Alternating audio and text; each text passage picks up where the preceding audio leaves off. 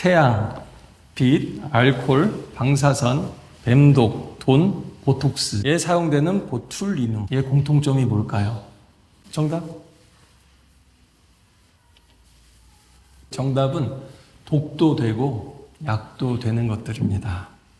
세상에는 이런 것들이 참 많은데요. 특히 생명과 관련될수록 그렇습니다. 태양빛 안 받으면 비타민 D가 영국에서 부족해서 안 됩니다. D 잘 챙겨 드세요. 근데 또 많이 하면 어떻습니까? 화상을 입죠. 또 너무 많이 쬐면 화상이나 자외선으로 인해서 또 노화가 발생하니까 선크림도 잘 바르고 다니십시오. 네. 또 알코올도 마찬가지죠. 소독제나 마취제로 사용이 됩니다. 그런데 아시다시피 과음하면 어떻게 되죠? 실수하고 망가지게 됩니다. 뱀독도 마찬가지죠. 굉장히 치명적인데요. 항응고제, 진통제 이런 것들로 그 물질이 사용된다라고 합니다. 돈도 마찬가지입니다. 많은 사람들이 행복하고 불행한 이유는요, 돈 때문이에요. 돈이 많아서 타락하고요, 돈이 없으면 굶어야 됩니다. 그래서요, 고대 그리스 사람들이 되게 또 지혜가 있었어요. 그들에게는 이 파르마코온이라고 하는 단어가 있습니다.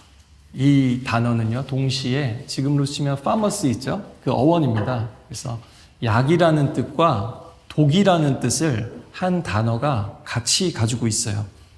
그래서 또 플라톤 같은 사람은요, 글쓰기가 이 독과 약 두 가지가 다 된다, 파르마콘이다라고 표현했습니다. 글쓰기를 통해서 기억을 돕는 약일 수도 있고요. 오히려 글을 써놓으면 안 잊어버리겠지 하면서 뇌가 기억을 지워버릴 수도 있나 봅니다. 마치 예전에 유선 전화를 쓸 때는요, 다 전화번호 사람들이 다 머릿속에 전화번호부를 갖고 있었어요.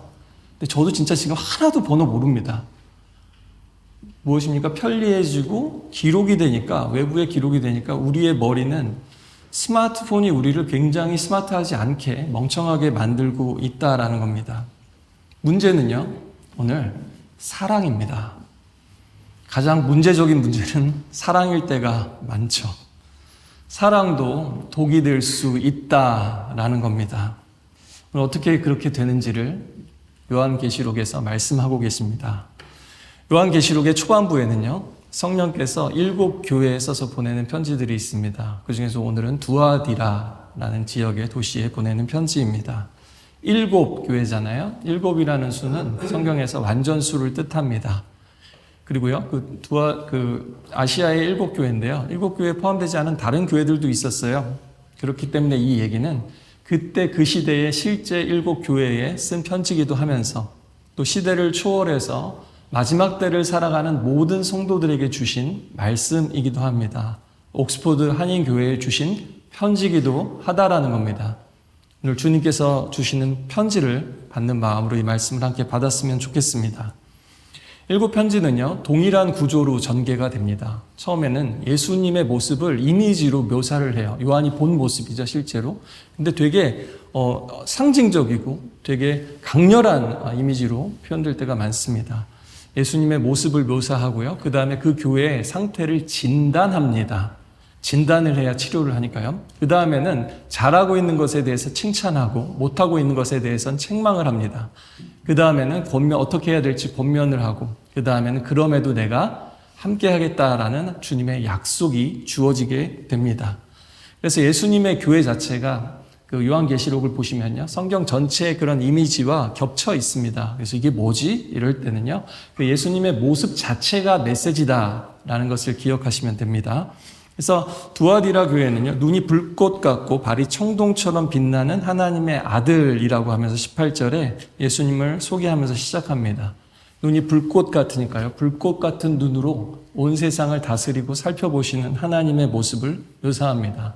다 우리를 스캔하고 계시다는 거예요. 이 시간에도 우리의 마음 깊은 곳을, 우리의 뜻을, 우리의 삶을 다 감찰하고 계시다는 겁니다. 어젯밤 12시에 여러분이 뭐하고 계셨는지 다 아신다는 거예요. 회개하실 분들은 회개하시길 바랍니다. 십자가 환난 속에서도 흔들리지 않고 버티신 주님을 본받아서 또한 이 주석과 같은 발은 흔들리지 말라는 경고입니다. 또 하나님의 아들이라는 표현은요, 그 시대에는 하나님의 아들 하면 시저거나 아니면은 그리스 로마의 신들입니다. 특히 두아디라 사람들은 수호신으로 아폴로를 섬겼습니다. 그런데 그 아폴로 신을 섬기는 사람들 사이에서 예수를 믿는다라는 것은 굉장히 눈치가 보이는 일이었다는 거예요. 그 사람들에게 눈치 보지 말고 모든 것을 꿰뚫어 보시는 주님을 의식하라라는 뜻입니다. 그래서 23절에는 모든 사람의 뜻과 마음을 살피시는, 감찰하시는 이다라고 말씀하고 계시죠. 우리는 우리의 시선을 의식하면서도 정작 주님의 눈을 의식하지 못할 때가 얼마나 많은지 모릅니다. 그리고 또한 칭찬도 하십니다. 뭐라고 칭찬하시냐면 19절에 보니까 네 행위들과 사랑과 믿음과 봉사와 내 인내를 알고, 이 요한계시록에 칭찬받은 교회가 또 많지 않아요. 근데 굉장히 또 칭찬하고 계십니다. 처음 행위들보다 나중 행위들이 더 낫다라고 칭찬하셔요. 그러니까 이들의 사랑과 믿음이 구체적인 삶의 모습으로, 어떤 행위로, 섬김으로, 봉사로, 인내하는 모습으로 나타났다라는 겁니다. 그리고 한마디로 더 처음 믿을 때보다 더 성장하고 더 뜨겁더라라는 겁니다. 이것은요, 에베소 교회 처음 교회는 에베소 교회였거든요. 거기에 주신 메시지와 좀 대조가 됩니다. 그들은요, 책망을 받았어요. 왜 혼났냐면 첫사랑을 버렸다라면서 혼났습니다. 그러면서 어디서부터 떨어졌는지 생각해보고 회개하고 처음에 했던 그 일을 회복해라라고 말씀하시고요. 회개하지 않으면 그 촛대를 그 자리에서 옮겨버리겠다. 그 교회의 자리를 옮겨버리겠다, 이런 말씀, 무서운 말씀입니다.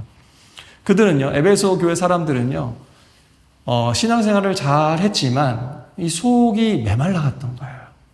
여러분도 그럴 때 있으시죠? 그렇죠? 그럴 때 있습니다. 그런 교회들에게 주신 말씀이 에베소 교회에 주신 말씀이었어요. 그들에게는 오른손에 7뼈를 잡으시고 7 금촛대 사이로 다니시는 이라고 좀 다르게 소개하고 계시죠?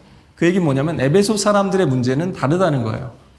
그들은 주님이 지금도 여전히 그 처음처럼 함께 하신다는 것을 의식하지 못하기 때문에 첫사랑이 식어버렸다라는 거예요.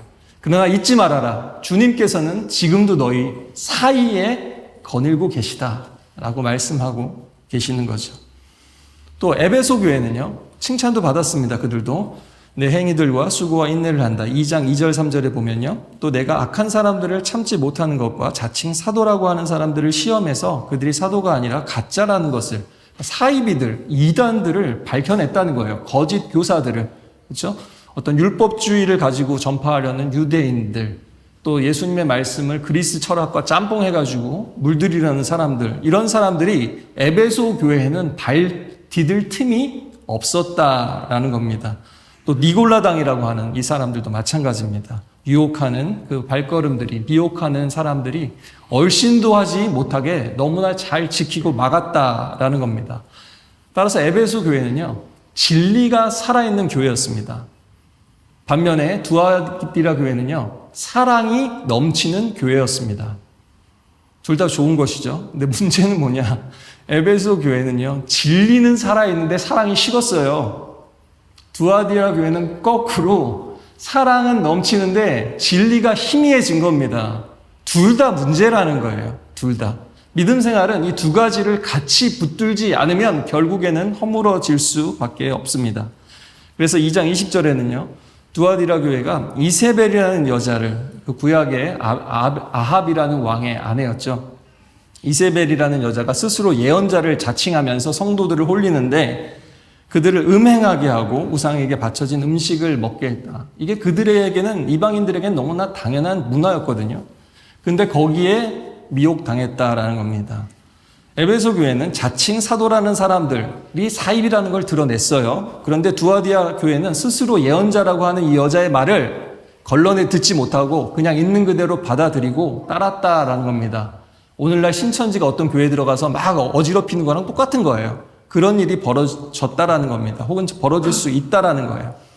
최근에 그 한 연예인의 결혼을 두고서 대중들이 다 하나같이 막 나서서 반대하고 있어요. 최근에 기사를, 한국에 있는 기사를 보신 분들 아시겠지만, 여러분, 우리가 사람을, 예수 믿는 사람이야말로 의심하면 안 되겠죠. 그렇죠? 의심하는 거 안 좋은 겁니다. 죄입니다. 그런데요, 하나님께서도 무조건 사람을 믿으라고는 안 하십니다. 그걸 기억하셔야 돼요. 하나님도 하나님의 말씀과 약속이 사실인지 아닌지 시험해보라 라고 말씀하세요. 또 하나님의 사랑을 행동으로 하나님이 증거하십니다. 증명하신다는 거예요. 난 진짜 이런 존재다. 내가 이렇게 일한다. 너희를 위한다라는 것을 실제 역사 속에서, 시간 속에서, 공간 속에서 우리에게 보여주시는 분이 하나님이시다는 거예요. 그러니까 믿도록 해놓고 믿으라고 하지, 하나님이. 생뚱맞게 아무것도 없이 믿으라. 그렇게 말씀하시지 않습니다. 이단들이 그러죠. 오히려. 그렇죠? 에베소 교회는 자칭 사도라 하는 사람들을 시험에서 드러냈지만 두아디라 교회는 그런 필터링을 못했다라는 겁니다. 사기나 연기일 수도 있는데 깨닫지 못하고 다 속아버렸다는 거예요. 여러분 그 트루먼 쇼라는 영화 보시면 알겠지만 그 영화의 내용이 한마디로 뭐냐면 모든 세상 사람들이 다 짜고서 한 사람을 속이는 얘기예요. 그러면 여러분 그 한 사람이 속지 않을 재간이 있겠습니까? 우리라도 그런 상황에 들어가면은 우리도 그렇게 되지 않겠냐라는 거예요. 근데 신철린지의 포교 전략이 딱 그렇습니다. 한 사람을 여러 명이서 서로 모르는 척하면서 둘러싸요. 이제 연기를 막 합니다. 또 멀리 이사를 가거나 그래서 교회를 옮기시게 되거나 혹은 유튜브를 보시다가 성도님들이 목회하다 보면은 저한테 많이 묻습니다. 근데 보면 좀 엉뚱한 데 이렇게 막 가서 이렇게 거기 꽂혀 계시는 분들이 가끔 계세요. 생각보다 많습니다. 그러니까 항상 뭐예요? 그럴 때 물어보시면 되잖아요. 교회 물어보고 이 교회 괜찮은 교회일까요? 혹시 다녀도 괜찮겠습니까? 이러면서 알아보고 물어보고 요즘에는요 심지어는 인터넷만 검색해봐도 이단교회가 많이 뜹니다. 인터넷만 검색해봐도요. 근데 그런 수고도 안 하고 그냥 있는 그대로 그들이 말하면 다 믿으면요. 유혹당하지 않을 재간이 없다라는 겁니다. 여러분 시간도 필요하고요. 사람은 사실 확인도 필요하고요. 다른 사람들의 견해도 좀 들어야 합니다. 그게 뱀처럼 지혜롭고 비둘기처럼 순전한 믿음 생활입니다. 에베소 교회는 진리는 있었지만 사랑이 메마른 교회. 두아디라 교회는 사랑은 분명하지만 진리가 약해진 교회입니다. 사랑과 헌신은 충만은 했지만 진리를 향한 열정과 분별력이 부족했다. 반대로 에베소 교회는 진리와 교리를 철저히 지키지만 요즘도 그런 교회들이 있어요. 교리 그거 한 구절 한 구절에 막 너무 깐깐하게. 성경이 교리 자체는 아니거든요. 교리는 성경의 진리를 지키기 위해서 이단에 빠지지 않기 위해서 만들어 놓은 거지 그렇게 막 교단별로도 막 그거 논쟁하고 싸우라고 만들어 놓은 게 아닙니다. 건강하고 성경의 진리를 우리가 붙드는 교리는 단단히 붙들어야 되지만 어떤 부분에 있어서는 좀 열릴 필요가 있는 거예요. 그래서요, 사랑 없는 진리는 시들고 메마릅니다. 한번 따라해 보실까요? 사랑 없는 진리는 시들고 메말라 버립니다. 진리 없는 사랑은 방황합니다. 그래서 여러분 사랑 없는 진리는 메말라 죽어요. 그런데요, 진리 없는 사랑은요, 자기 멋대로 막 뛰어다니다가 사고 나서 그 열매와 목적을 이루지 못하고 망합니다. 여러분 감정과 습관이요, 바로 이런 독과 약이에요. 신앙생활에 있어서 잘 기억하십시오. 신앙생활에 있어서 뭐라고요? 감정과 습관이요, 파르모컨입니다. 처음에 예수님 믿고 만나고 구원의 감격이 느껴지면요, 처음엔 너무 뜨겁잖아요. 근데 누구나 경험하게 돼요. 그 열정이 처음부터 신앙생활 끝까지 간 사람 없습니다. 그게 정상도 아니에요. 마치 연애한 그 느낌 그대로 결혼 끝까지 가는 것처럼. 그거는 사실이 아닙니다. 사실이 아니에요. 우리의 감정과 열정은 언제든지 식을 수 있다라는 거예요. 그렇다고 해서 사랑이 끝난 거 아닙니다. 그렇죠? 교회 생활도 어느 순간 실증이 날 수 있어요. 실증 날 수 있고 티가 보이기 시작하고 그럴 수 있습니다. 그래서 C.S. 루이스가요, 스크루테이프에서, 스크루테이프가 뭐냐면 환타지인데요, 대장 마귀가 조카한테 그 조언을 하는 거예요. 그리스도인을 자기네 편으로 끌어들이려면 어떻게 해야 되는지. 그게 이제 그 책의 내용인데요. 거기서 보면요, 첫사랑을 잃은 것처럼 보여도 습관처럼 나와서 앉아있는 사람이 무섭다는 거예요. 예배 자리에 나서 꾸벅꾸벅 졸고 있어도 그 사람, 저 사람 열정이 없, 이래도 그게 무섭다는 거예요. 마귀 입장에서는요. 왜냐하면요, 그런 사람은 감정 때문에 신앙이 흔들리진 않아요. 그게 모태신앙의 힘이기도 합니다. 그렇죠? 모태신앙들이 때로는 열정이 없을 수는 있지만 감정 때문에 막 여기 가고 저리 가고 그러지는 않아요. 또 그런 사람들이 이단에도 잘 빠지지 않습니다. 그렇죠? 예. 그런데 그래서 모태 한다고 놀리면 안 되는 거예요. 모태신앙이 모태하는 그런 단점이 있습니다만은 언제나 그 자리를 지킨다는 점에서는 위대한 신앙이기도 합니다. 또 반대로요, 진정한 회개와 열정이 사라진 채로 습관적으로 신앙생활하면 어떻게 됩니까? 뻔하죠. 어느 순간 진정한 하나님과의 관계도 어떤 하나님과에 대한 생각도 사라집니다. 약해집니다. 스스로 안위를 해요. 뭐라고 그러냐면, 나 그래도 그리스도인이잖아. 나 구원받은 사람이잖아. 이 정도면 괜찮지. 그래도 나 주일도 잘 지키는 편이고, 봉사도 잘 하니까. 뭐 이런 식으로 하면서 어때요? 내 마음이 말라가는 것에 대해서 감이 없어집니다. 이것이 바로 에베소 교회와 두아디라 교회가 처한 상황이었습니다.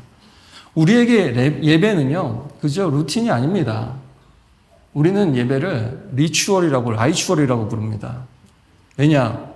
루틴은요, 일상의 효율과 만족을 목표로 합니다. 어떻게 하면 더 잘 살까? 더 잘 절제할까? 몸을 잘 만들까? 어떻게 하면 시간을 효과적으로 써서 돈을 잘 벌고 일을 잘 할까? 이런 게 루틴이에요.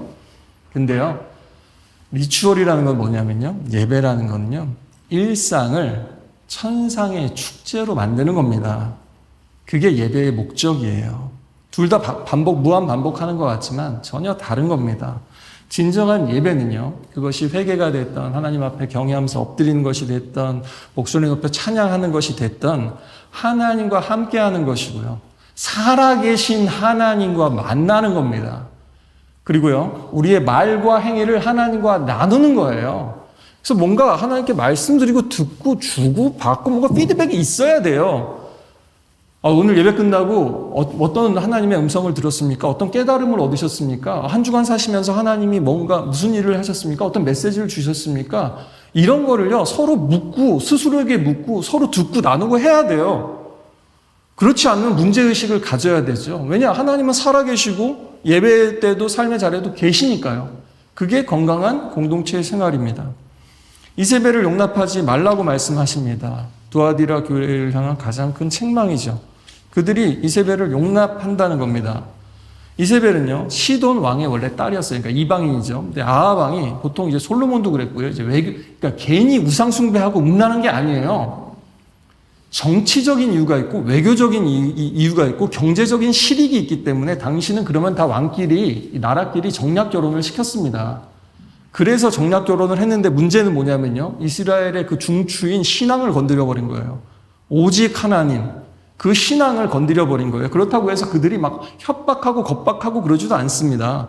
바알을 믿어라 막 이러면서 하나님 아니야 막 이렇게 하지 않는다는 거예요. 바알과 아세라 숭배에 빠졌던 이스라엘은요, 늘 가서 물어보면 우리는 하나님이 최고입니다.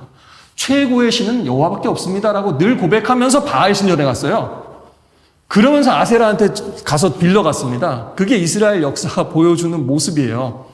그게 다른 말로 하면 혼합주의죠. 이 혼합주의가 무섭다라는 겁니다. 그렇죠? 기독교 역사를 봐도요, 목에 칼이 들어오면 사람들이 부인을 잘 안 해요. 오히려 믿음 있는 사람들은 예수 위해서 내가 죽겠습니다. 이런 게 교회에서 보면 넘쳐나거든요.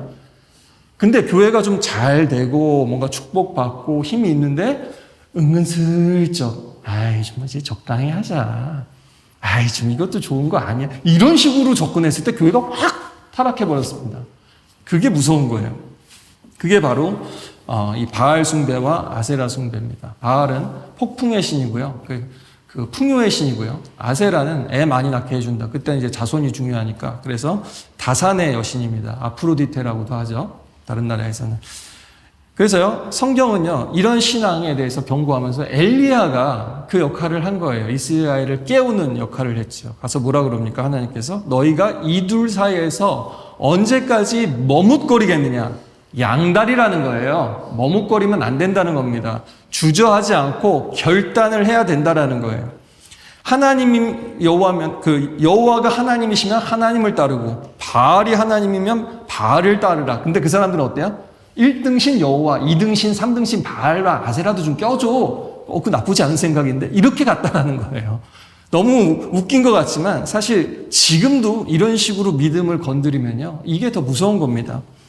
앞서 자칭 사도라 하는 사람들은 교회 안에 율법주의나 이단을 가르친다면, 이세벨은 지금 세상에서 뭔가 교회 안으로 흘러 들어오는 정치, 경제, 사회, 문화의 어떤 그런 죄악들, 영향력들을 말합니다. 특히 두아디라 교회는요, 다른 도시들에 비해서는 이게 별로 그렇게 잘 나가고 두드러진 교회는 아니었어요. 사도행전에 보면 바울과 실라를 통해서 복음을 듣고 가정교회를 개척하고 서포트했던 루디아가 이 두아디라 출신이었습니다. 그래서 그녀는 보면 자주색 그 옷감 장사라 그랬는데요. 그 로마 귀족층과 부유층들이 입는 옷이 고급 옷이 자주색 옷이에요. 그러니까 굉장히 잘 나가는 장사꾼이었습니다. 당시에 상업과 이 조합, 길드라고 그러죠. 그게 이제 발달한 도시에서는요. 우리나라에서 예전에 마치 돼지 머리 고사 지내놓고 제사를 드린 것처럼 축복을 빈 것처럼 아폴로 신에게 그런 식으로 제사를 드렸어요. 두아디라에 사는 사람이라면 다. 따라서 예수님을 믿고 우상숭배를 하지 않는다면 상당한 경제적인 손해와 배척을 감수해야만 했던 거죠. 이들이 직면했던 시험거리는 경제적인 압박이었습니다. 오늘날도 우리가 믿음 지키면 이럴 때가 있죠. 뭔가 직장에서 뭔가 옳지 않은 것 같은데, 혹은 내가 예수 믿기 때문에 그래도 내가 양심에 걸려서 안 했는데, 혹은 싫은 내색을 냈는데 나중에 보니까 뭔가 인사에 불이익을 당한다든지, 혹은 내가 정직하게 세금을 내느라고 남들보다 돈을 더 돌려받지 못한다든지, 혹은 우리의 믿음과 가치관 때문에 어떤 좋은 기회들을, 승진의 기회들을 놓쳐야 하는 때도 있습니다. 이럴 때 누군가 달콤한 말을 해주고 타협해도 된다라는 메시지를 하면은 그게 솔깃하게 되는 겁니다. 이세벨이 바로 그런 말을 가려운데 긁어주는 그런 존재인 거예요. 여러분, 영화에서 예를 들면 그 한국에서요, 영화나 드라마 같은 데 보면 이제 크랭크인 한다고 그랬죠. 처음에 할 때 뭘 합니까? 그들도? 돼지머리에 잘라서 삶아 놓은 다음에 거기다가 돈을 꼽아 놓고 절을 합니다. 고사를 지낸다고 하죠. 근데 생각해 보세요. 여러분이 거기에 주연으로 캐스팅이 됐어요. 여러분이. 근데 옆에서 지금 다 하고 있네? 내가 그리스도인인데 갔는데 안 해도 되는 줄 알았더니 갑자기 주연이 해야지 하면서 막 밀쳐요. 그럼 어떻게 할 거예요? 거부하실 수 있어요? 감독이랑 제작자랑 돈 대준 사람이랑 지금 내 운명줄을 딱 쥐고 있는데 저 사람들이 다 보고 있는데 갑자기 저 예수 믿어서 못합니다 이럴 거예요? 하실 수 있어요? 하실 수 있는 분 손 한번 들어보십시오. 네. 네, 있습니다. 네, 있습니다. 근데 사실 안 드신 분들도 되게 현실적이고 정직한 거예요. 정직한 것도 좋다 그랬습니다. 하나님 앞에서. 사실 그 상황이 되면 흔들리는 사람들이 굉장히 많다라는 겁니다, 여러분. 그 옆에서 여러분 이런 상황에서 또 나서는 사람이 있어요. 옆에서 선배가 야, 나도 교회 다녀. 모태신앙이야. 꼭 이런 사람들이 있어요. 야, 그리스도인이라고 그렇게 축출나게 막 우리를 일으키고 그래야 되냐. 좀 이럴 때는 한번 묻어가. 야, 너 기도해서 이 자리에 왔다며? 이거 하나님이 주신 기회인데 날릴 거야? 기도 응답이라며? 야, 하나님도 이거 이해하실 거야. 야, 꼭 그렇게까지 고지식하게 믿음 생활을 해야 되냐?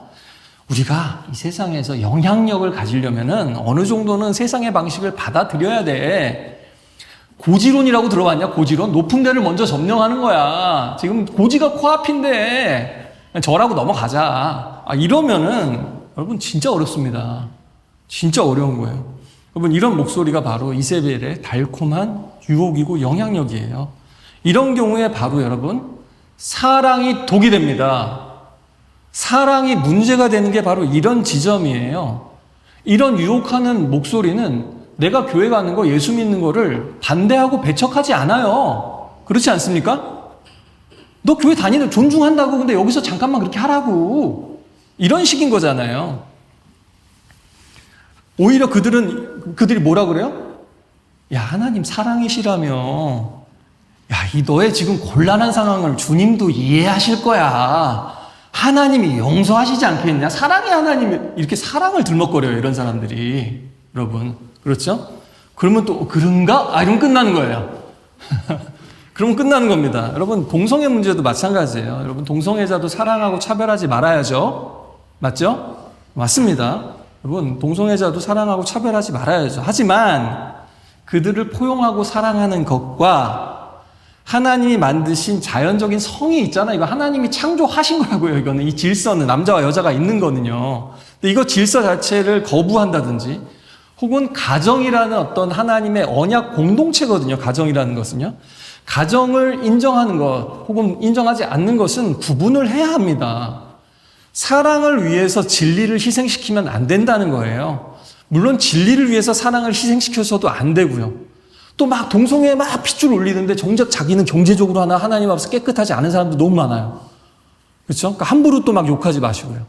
우리 스스로를 돌아보라는 겁니다. 우리의 모습이 과연 하나님 앞에 깨끗한가, 단호하게 선과 악을 구분하면서 지혜롭게 나아가고 있는가를 늘 고민하고 또 배워야 된다라는 겁니다. 오늘날 주님이 우리에게 오늘날 교회들을 보시면서 이 시대의 교회를 보시면서 무엇을 용납하고 타협한다고 책망을 하실까요? 지난주인가 제가 충격적인 기사를 봤습니다. 한국에서 여교사가 초등학교 5학년 남학생과의 이성관계를 주제로 한 웹툰이 있나 봐요. 근데 이 웹툰이 있는 것까지는 오케이, 알겠어요. 그런데 그것을 드라마로 제작된다는 소식에 사람들이 발끈한 거죠. 아동, 이거는 대상 그루밍 범죄를 조장할 수 있고 미화하는 것이다 라면서 사람들이 들고 일어났습니다. 근데 그 제작사는 무슨 생각으로 그랬을까요? 이거 신선한 소재니까, 자극적인 소재니까 돈 되겠지. 그거 외에 무슨 생각이 있겠습니까? 돈만 내면 다 하는 거예요, 이 세상은. 예술이고 뭐고 그냥 돈만 내면 다 하는 이런 세상에서 우리는 경제적인 손해 앞에서 돈 좀 못 벌어도, 돈 좀 없어도 이 신앙을 지킬 수 있겠는가 모르신다는 겁니다. 또 여기도 보니까 주변에 저희 이웃들도 보니까 허스밴드, 와이프라고 안 부르고 파트너라고 부르는 거예요. 보니까 결혼 안 한 거죠. 동거하면서. 근데 아이도 낳고 똑같이 가정처럼 살아요. 근데 이유를 들어보니까 알고 봤더니 결혼하면 유럽에서, 영국도 그런지 모르겠습니다만은 세금 때문에 일부러 파트너 관계를 유지하는 사람들이 많이 있대요. 세금 때문에. 또 구속이 싫은 거죠.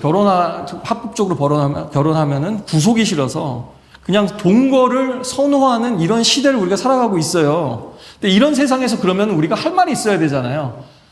여러분, 어떨 때는 동성애자들이 더 사랑하는 것 같아, 사랑이 충만한 것 같아. 동성애자들이 애를 키우는데 화를 안 내네?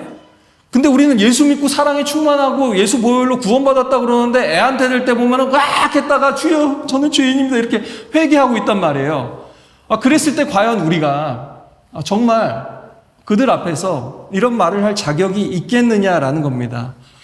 이 결혼이, 남녀 간의 사랑이야말로 하나님의 언약의 상징이고 드러냄이고 이 결혼이야말로 아름다운 것이고 아름다운 구속이다라는 것을 우리의 삶으로 보여줘야죠. 우리의 말과 행동으로 보여줘야죠. 길거리 나가서 동성애 반대한다고 되는 게 아닙니다. 진짜 감동과 변화는 우리로부터 시작이 되는 거예요. 그렇죠? 또 교회 안에도 기복신앙, 번역신앙, 축복은 축복이고 가난은 저주다, 이런 식의 어떤 사고방식이 은근슬쩍 많이 들어와 있어요. 이게 뭐냐면 현대판 이세벨의 가르침이죠. 여러분, 시대 정신과 문화가 이렇게 속삭입니다. 때로는 압박을 넣어요. 그럴 때도 우리는 하나님이 아니다 라는 거는 우리도 아닙니다 라고 할 수 있어야 된다는 거예요. 따라해 보실까요? 하나님이 노라고 하실 때는 저도 노라고 하겠습니다. 네. 물론 하나님이 예스 하실 때는 우리도 예스 해야 되겠죠. 이 포스트 모던 시대는요, 다원주의잖아요. 모든 걸 허용해요.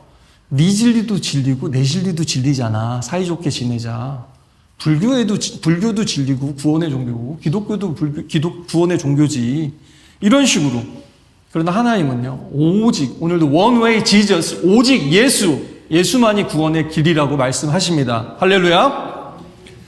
그래서 우리는 이 두 가지가 다 필요해요. 뭐요? 사랑과 진리, 은혜와 정의, 이 두 가지가 항상 다 필요한 겁니다. 또 근데 현대 교회가 사실 더 어려움을 겪는 거는요, 이게 날이 서서 있어라기보다는, 그렇죠?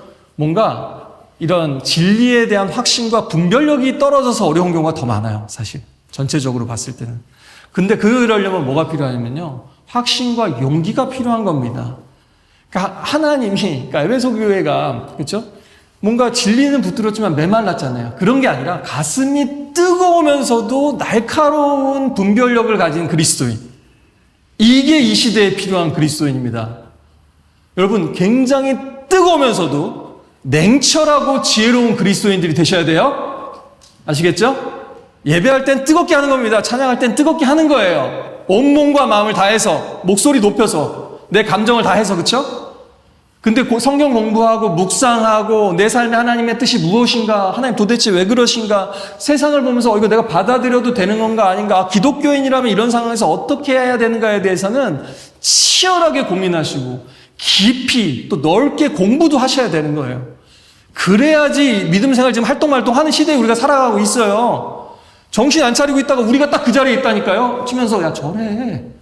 이러고 있습니다 다들. 근데 많이 무너지고 있어요. 교회와 성도들이. 물론 지금도 잘 지키는 귀한 성도들도 참 많습니다만은 갈수록 많이 허물어지고 있어요. 교회와 성도들이요.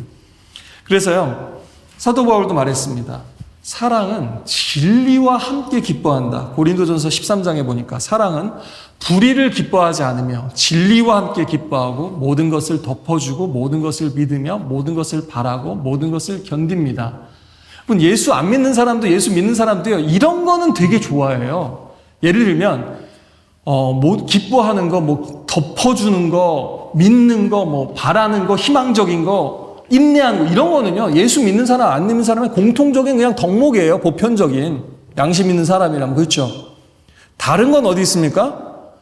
우리는 사랑으로 덮어주는데 진리가 아닌 거는 기뻐하지 않는다는 거예요. 좋아하지 않는다는 겁니다. 그렇죠? 불의는 동참하지 않는다는 거예요. 그러려면 진리의 날이 서 있어야 된다는 거죠. 하나님이 굉장히 전지전능하시지만 이런 면에서 하나님도 파르마콘 독과 약을 동시에 주실 때가 많아요. 왜냐? 거기에 진정한 자유가 있거든요. 거기에 우리의 선택이 놓여 있거든요. 편지들이 이렇게 끝맺습니다. 귀 있는 자들은, 귀 있는 사람은 성령이 교회들에게 하시는 말씀을 들어라. 이게 무슨 말씀이에요? 귀 있는 사람은 들어라. 들어라도 아니고 귀 있는 사람은 들으래요. 귀 없는 사람은 듣지 말란 얘기인가요? 귀 없는 사람은 못 듣는다는 얘기예요. 다른 말로 하면 들을 귀를 또 먼저 가지라는 얘기예요. 들을 귀가 뭐냐면 말씀을 통해서 분별할 수 있는 능력인 거예요. 그러니까 이 말씀이요. 이 말씀 자체가 들을 귀 있는 사람은 들어라. 예수님이 비유에도 말씀하셨는데요. 이 말 자체가 파르마콘이라는 거예요. 이 말씀 자체가 독이면서 약도 된다는 거예요. 왜요? 내가 들으면 살고 안 들으면 죽으니까요. 들으면 성장하고 안 들으면 메말라가니까요. 이거는 동시에 같이 있는 겁니다. 여러분, 이 말씀뿐만이 아니라 잘 보면요. 성경 말씀 전체가 그래요. 성경 말씀 전체가. 선악과도 그래요. 안 따먹으면 영생이었어요. 따먹으면 죽음이었어요. 따먹었지 안 듣고. 하나님 말씀 전체가 이런 식인 경우가 너무너무 많습니다. 그래서 왜 그 연금술의 아버지라고 하는데 사실은 현대의학의 아버지라고도 하더라고요. 파라켈수스. 이 사람이 이런 얘기 했어요. 오직 용량이 독을 만든다. 그러니까 재료가 있는데 독과 약이 동시에 되는 것들이 많은데 조금 잘 다스려서 사용하면 약이 되고 너무 많이 쓰면은 사람을 죽일 수 있는 것들이 많이 있다라는 거예요. 결국 이게 무슨 얘기예요? 어떻게 쓰냐에 달려있다는 거고요. 어떻게 쓰느냐는 사람이 정한다는 거예요. 여러분 이런 거 갖다가 우리 권일다가 저 버섯 너무 예쁘다. 너무 맛있게 생겼다. 송이버섯 같이 생겼네. 여기 비싼데. 따먹으면 어떻게 돼요? 먹어볼까? 죽는지 안 죽는지 한번 먹어볼까? 얼마나 큰 어리석음입니까? 그러니까 이런 실험은요. 우리가 경험해서 할 수 없는 거예요. 생명과 죽음을 판단하는 만든 사람이나 혹은 제사장이나 의사 같은 사람이 이거를 가르쳐주는 역할을 하는 겁니다. 이거 먹으면 죽어. 먹지 마. 이 역할을 하는 게 제사장이고 오늘은 의사 선생님이에요. 혹은 약사 선생님이고요. 그렇죠? 그 말 무시했다가 큰일 납니다, 여러분. 치사량이 얼마나 되는지 드셔보시고 아실 거예요? 아니죠. 복용량은 어딜 따라야 됩니까? 의사와 약사의 권고를 따르셔야 됩니다. 그렇죠? 마찬가지로 우리 영혼도 마찬가지라는 겁니다. 하나님이 먹으라는 거 먹고 먹지 말라는 거 먹지 말고요. 하나님이 주시는 가이드라인과 복용량을 따라서 복용을 하면은 아주 건강하고 튼튼해진다라는 겁니다. 그러면 사람은 무엇으로 삽니까? 사람은 무엇으로 살죠? 그러니까 이런 게 말씀에 날이 서 있는 사람은요. 근데 툭 치면 이렇게 딱 질문이 딱 오잖아요. 바로 나와요. 다시요. 사람은 무엇으로 삽니까? 네, 그렇죠. 이렇게 대답하실 수 있는 분들이 날이 서 있다는 얘기예요. 탁탁 나와야지 그 성경 공부가 우리 삶의 능력이 되는 겁니다. 그렇죠? 근데요. 예수님이 떡으로만 살 것이 아니라는 말씀은요. 떡 먹어야 산다는 말씀도 포함된 거예요. 맞죠? 떡 없으면 못 삽니다, 우리. 돈 없으면 못 살아요. 그렇죠? 톨스토이가 말했듯이 근데 사람은요. 떡으로만 사는 게 아니라는 거를 톨스토이도 말했어요. 그 소설 보면요, 단편 보면 사람은 사랑으로 산다는 거예요. 사람은 다른 조건이 충족돼도 사랑 없으면 죽는다. 그 얘기예요. 많은 사람들이 실제로 사랑 때문에 살아나고요. 또 많은 사람들이 사랑 때문에 사랑하다가 죽기도 합니다. 그렇지 않나요? 사랑은 독이고 약이에요. 그렇죠? 성경은 하나님이 사랑이시다라고 선포합니다. 우리 하나님이 사랑이세요. 사람은 하나님의 말씀으로 산다라는 것은 사랑이신 하나님의 말씀으로 산다는 거예요. 하나님의 말씀이 곧 사랑이고요. 하나님의 사랑의 분별의 기준이 되어야 된다는 겁니다. 하나님의 사랑을 닮은 사랑만이 사람을 살리고 구원합니다. 할렐루야. 아무 사랑이 다 살리는 거 아니에요. 따라해 봅시다. 아무 사랑이나 하지 않겠습니다. 네. 하나님의 사랑을 많이 받고 하나님의 사랑으로 사랑하겠습니다. 옛날 축복송 그런 게 있잖아요. 주의 사랑으로 사랑합니다. 아주 중요한 축복송이에요.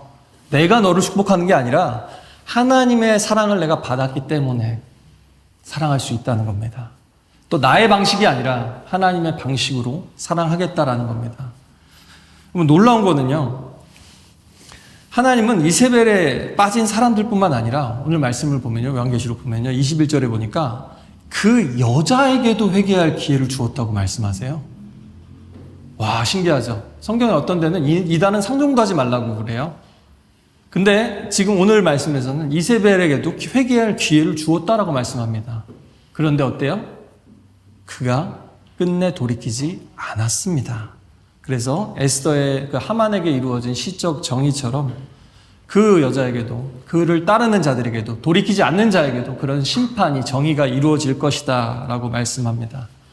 그들의 축복과 다산의 자리, 우상 숭배하고 음란한 짓 하던 그 자리가, 그 쾌락의 자리가 그들의 심판의 자리, 그들의 마지막이 될 것이다 라고 선언하시는 거예요.